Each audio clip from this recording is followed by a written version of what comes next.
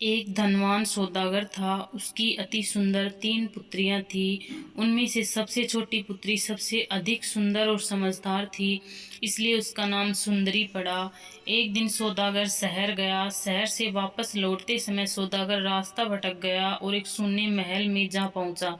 सौदागर थक कर वहीं सो गया। अगले दिन चलते समय उसने महल के खूबसूरत बगीचे से कुछ गुलाब के फूल तोड़ लिए। तभी अचानक एक दैत्य ने प्रकट होकर कहा, अकृतज्ञ मानव, अब तेरी मृत्यु निश्चिंत है। भयभीत सौदागर ने अपने प्राणों की भिक्षा मांगी। दैत्य ने एक शर्त रखी, यदि तुम अपनी किसी भी पुत्री को मेरे पास रहने के लिए भेज दोगे तो मैं तुम्हें जीवित छोड़ दूंगा। सौदागर ने उसकी बात मान ली और घर लौट गया। जब उसने अपनी पुत्रियों को सारी बात बताई तब सुंदरी ने कहा, पिताजी आपको कुछ नहीं होगा, मैं दैत्य के पास जाऊंगी।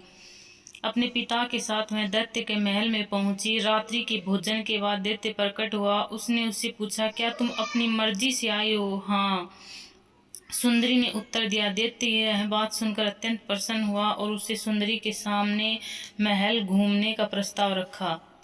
सुंदरी महल में घूमने लगी। एक द्वार खोलते ही सुंदरी को किताबों और वाद्य यंत्रों से सजा कमरा दिखा, जिसे देखते ही वो मुग्ध हो गई। वह अत्यंत प्रसन्न हुई और दैत्य के साथ रहने लगी। 3 माह बीत चुके थे। सुंदरी अपने पिता से मिलना चाहती थी। दैत्य ने उसे अनुमति देते हुए कहा, वादा करो कि तुम 1 सप्ताह में लौट आओगी, वरना मैं जीवित नहीं रहूंगा। सुंदरी ने सहमति दी और वह खुशी खुशी अपने पिता के पास लौट आई।